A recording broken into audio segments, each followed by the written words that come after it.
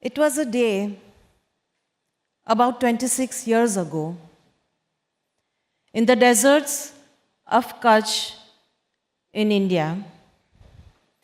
The sun was restless, and I saw her.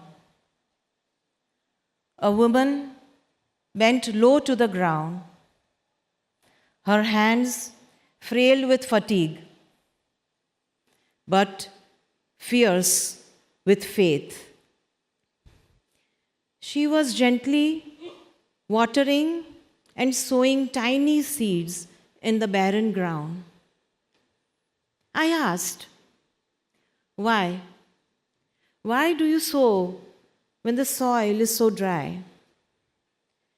She looked up, her eyes full of hope, and she said, "Because one day the rains will come, and then if the seeds are not planted, what will the rains awaken?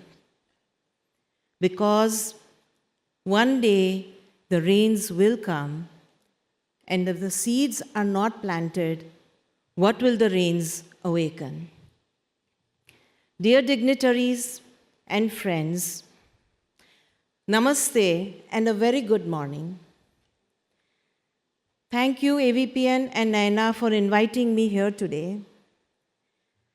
This spirit of awakening, of planting in faith, of believing in tomorrow, is the spirit that I see here in this room today. And that is why, as I learn more about AVPN, I see more than a network. I see a movement. I see a belief. I see a powerful ocean fed by many rivers, philanthropists, businesses, change makers, all coming together for one common cause: to create impact.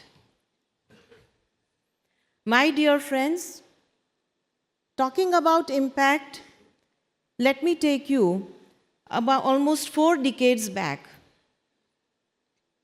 I had graduated as a dentist, and as a young doctor, my purpose was also to create impact by becoming the best dentist in the city of Ahmedabad. But God had different plans for me. I was in my early 20s when I married Gautam. He too was in his 20s, restless, ambitious, and dreaming what most thought would be impossible. Yes, the world would one day know him as one of the greatest contemporary builders of infrastructure. But long before that, I saw a different side of him.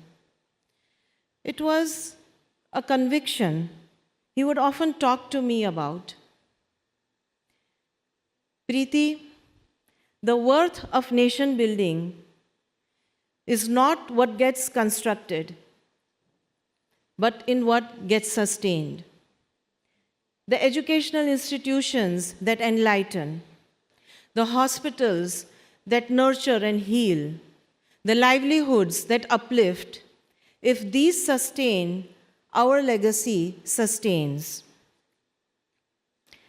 I did not know then who Gautam would become, but what I did have was faith. Faith in his drive, faith in his stories, faith in his vision for India, and faith in his belief of nation building. It was this faith that made me give up the profession of dentistry, which I loved, and take up the walk along with Gautam to fulfill his dreams and journey. It is needless to say, I never imagined that the little lamp we lit in 1996 would grow into the Adani Foundation, and it will be supported by the Adani family's pledge of $7 billion towards philanthropy. What I did imagine and strongly believe is that if we nurtured with conviction, the rains will come someday. And they did. Today, our work spans across 5 interconnected pillars: education, community health and nutrition, community infrastructure, sustainable livelihoods, and climate action. And the seeds that we had planted has grown into a foundation which reaches more than 7,000 Indian villages and touches more than 9.6 million lives every year. My friends, but this is not about only numbers. It's about the stories behind these numbers. The stories of relief from drudgery, the stories of hope, stories of transformation, and stories of empowerment. So today, let me share a few of the several thousand stories that shape my belief every single day. We found Vansh in Umarpada, which is a tribal region of Gujarat. He was 3 years old and weighed only 8 kilograms. A child of this age should normally weigh 16 to 18 kilograms. His breath was shallow, his body wasting, and his eyes lifeless. His mother's gaze mirrored the same dismay. But then came to picture the Adani Suposhan Sangini. Adani Suposhan Sanginis are local women trained by the Adani Foundation to work in the villages and support the communities. Our Sangini carried Vansh to the local nutrition center. She sat every single day with his mother, educating her, encouraging her, and refusing to surrender. Months later, I returned, and I did not see the weakness. I saw wings. Vansh was racing across the dusty roads. He was dancing, singing, skipping, flying like a butterfly. He was alive. He was free. This idea of freedom takes me to my next story. Rekha Bisen. She was a widow from Berdipar, near our power plant in Tiroda in Maharashtra. When her husband passed away in a road accident, her whole world collapsed. 2 children to feed, no education, no work. She was totally trapped. It is then that yet another Adani Sangini heard her story and reached out to help. Rekha rose brilliantly to that occasion. She learned, she implemented, and she inspired. She chose not to remain just the recipient of help, but in fact, she grew to become a leader. She became the first woman in her village to run the village's milk chilling center. Not only that, her success motivated 130 other women to break the shackles of despair and lead a life of dignity. Thus, Rekha bought not just her own ticket to freedom, but she inspired many more others to take the ticket of freedom. Then there is Sonal Gadvi, who too was to buy her ticket to freedom, literally. Sonal was born in a very poor farming family in Mudra in Kutch, where girls were generally not educated beyond primary school. But Sonal's father and Sonal they decided and they dared to dream differently. Sonal was enrolled in the Adani Public School. The school gave her beyond education, gave her beyond knowledge. It gave her a platform which led her to dream, a platform which allowed her to aspire, and a platform which gave her wings to fly. Fast forward, from her small village, Sonal flew to Ireland to pursue a master's degree in corporate finance. Today, she works at Apple, and earlier this year, she stunned us all by ranking 4th globally in a top strategic case study exam. My dear friends, I share these stories not just to impress, but to remind you that these are only tiny glimpses of the reality around us. The reality that calls for more than inspiration, the reality that calls for responsibility, and the reality that calls for action. And so, this is not a moment to clap, it's a moment to commit. The journeys of Vansh, Rekha, and Sonal, they are representations of what commitment looks like. A mother collaborating to plant seeds of hope in another mother's life. A widow multiplying her impact to cultivate opportunities for others. And a girl developing her skills and characters to inspire so many others to follow. This has been our model.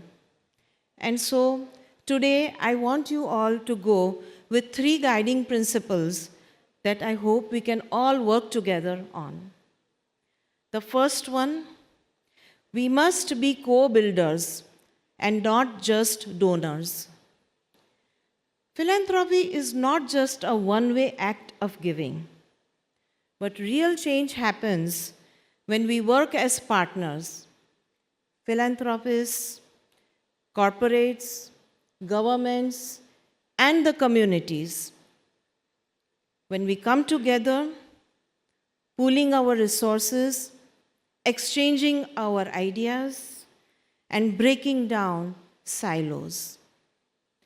So, when we co-build, every dollar stretches further, and every solution impacts faster.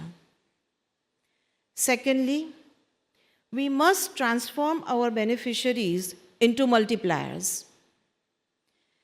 Beneficiaries must not just remain recipients of help, but they are best when they are trained to become the creators of hope. When one girl is educated, she lightens the path for several others. When one woman is empowered, she empowers or awakens the entire community. So true measure of impact is in not what we give, but in how we can extend our beneficiaries as multipliers of change. Third, we must unite skills with values. To give skills without values is like to build without a foundation. True transformation comes when we teach skills that create opportunities along with values that awakens a purpose. And this is what carries change from one generation to the next. No force is more powerful, and no multiplier has greater impact than the belief in a purpose. So these 3 principles, to co-build, to transform beneficiaries into multipliers, and to unite skills with values, are the foundations extending impact. So my dear friends, allow me to close by saying, we must stand together, not just as donors, but as co-builders, not just in sympathy, but in solidarity, not just in hope, but in the belief of a better tomorrow. We must be the generation that sowed in the drought, that believed before the rains came, that built a harvest of dignity and opportunity to all. Because, friends, the rains will come. And when they do, we must be able to say that it was us in this room of dreamers whose rivers flowed into the ocean of collaboration, whose currents merged to multiply hope, and whose tides rose to carry skills to every single shore. And my promise to you is that I stand here committed with AVPN and all of you for the years ahead. Namaste. Thank you.